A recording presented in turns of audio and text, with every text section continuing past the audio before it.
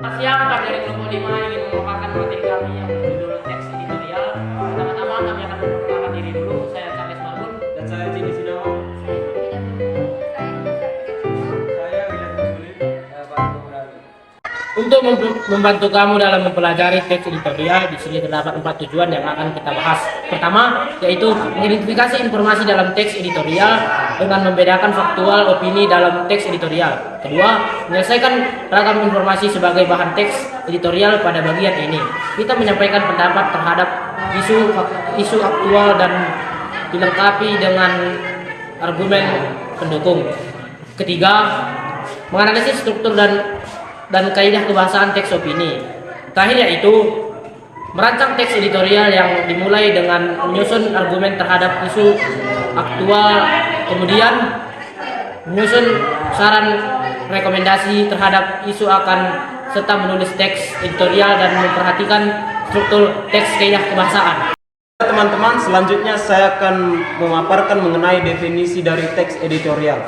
Teks editorial adalah pandangan dan sikap resmi suatu media terhadap peristiwa yang aktual, fenomenal, dan kontroversial.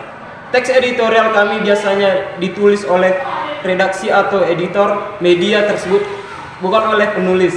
Biasanya teks editorial ini bertujuan untuk memberikan informasi, analisis, dan evaluasi terhadap suatu isu atau masalah yang sedang terjadi di masyarakat. Baiklah, selanjutnya saya akan memaparkan ciri-ciri teks editorial. Yang pertama yaitu aktual dan faktual. Aktual artinya betul-betul terjadi, masih baru atau sedang menjadi pembicaraan orang banyak. Informasi tentang teks tersebut juga harus berlandaskan fakta. Yang kedua yaitu sistematis dan logis. Sistematis artinya terstruktur dan kaidah kebahasaannya terpenuhi. Tidak sampai di sana, isi teks editorial juga harus logis dan masuk akal. Yang ketiga yaitu argumentatif, yaitu pandangan terhadap suatu permasalahan tersebut ditulis menggunakan kalimat yang jelas, padat, dan tidak bertele-tele. Baiklah, kali ini saya akan memaparkan struktur teks editorial. Struktur teks editorial pada umumnya ada 3, yaitu 1. Tesis. Tesis atau disebut dengan pengenalan isu merupakan bagian pendahuluan pada teks editorial. Fungsinya di sini adalah mengenalkan isu yang akan dibahas. Kedua, argumentasi adalah penyampaian tentang bagian ini, merupakan bagian pembahasan yang berisi tanggapan, reaksi tentang isu yang akan dibahas. Ketiga, penegasan pada bagian ini. Pada bagian ini merupakan simpulan atau saran atau rekomendasi. Kali ini saya akan memaparkan jenis-jenis dari teks editorial. Ada 3 jenis. Yang pertama adalah interpretatif, yaitu teks editorial yang memberikan penafsiran atau penjelasan terhadap suatu peristiwa atau kebijakan yang kompleks dan membingungkan. Teks ini bertujuan untuk memberikan pemahaman yang lebih mendalam kepada pembaca. Dan yang kedua adalah kontroversial, yang memberikan pendapat atau sikap terhadap suatu peristiwa atau kebijakan yang menimbulkan pro dan kontra di masyarakat. Yang ketiga adalah explanatory editorial, yaitu teks yang memberikan penjelasan atau keterangan terhadap suatu peristiwa atau suatu kebijakan yang baru atau belum diketahui oleh banyak orang. Baiklah, kali ini saya akan memaparkan tentang kaidah kebahasaan teks editorial. Kaidah kebahasaan yang terdapat dalam teks editorial yaitu yang pertama, menggunakan kalimat retoris. Kalimat retoris merupakan kalimat tanya yang biasanya tidak ditujukan untuk mendapatkan jawaban.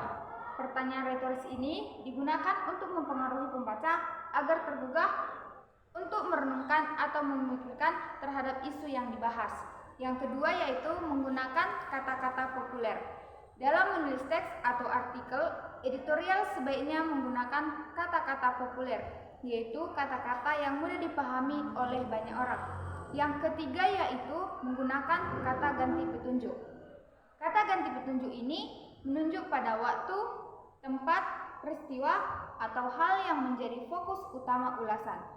Contohnya, kata-kata seperti itu tersebut, dan sebagainya. Yang keempat yaitu menggunakan konjungsi. Konjungsi adalah kata atau ungkapan yang menghubungkan dua satuan bahasa yang sederajat. Baiklah teman-teman, dari keseluruhan pembahasan yang telah disampaikan oleh teman-teman, maka dapat saya simpulkan bahwa teks editorial itu adalah pandangan dan sikap resmi suatu media terhadap peristiwa yang aktual, fenomenal, dan kontroversial. Teks editorial ini sendiri bertujuan untuk memberikan informasi, analisis, dan evaluasi terhadap suatu isu yang sedang dibicarakan. Nah, adapun struktur dari teks editorial yaitu yang pertama, terdapat pernyataan umum ataupun pendahuluan dalam teks editorial. Selanjutnya, ada argumentasi, yaitu tanggapan terhadap isu yang telah diperkenalkan sebelumnya. Selanjutnya, ada penegasan ulang, yaitu berupa simpulan, saran, atau rekomendasi. Nah, adapun ciri-ciri dari teks editorial yaitu yang pertama, mengandung isu yang hangat dibicarakan di masyarakat ataupun di berbagai media. Yang kedua, sistematis dan logis ataupun terstruktur rapi. Dan yang ketiga yaitu menyatakan opini untuk meyakinkan pembaca. Selanjutnya, kalimatnya lugas, yaitu kalimat yang singkat, padat, jelas, dan tidak bertele-tele. Jenis-jenis dari teks editorial ini adalah yang pertama, interpretatif editorial. Yang kedua, ada kontroversial editorial. Dan yang ketiga, explanatory editorial. Dan adapun kaidah kebahasaan yang terdapat dalam teks editorial, yaitu yang pertama, menggunakan kalimat retoris. Yang kedua, menggunakan banyak kata-kata populer. Yang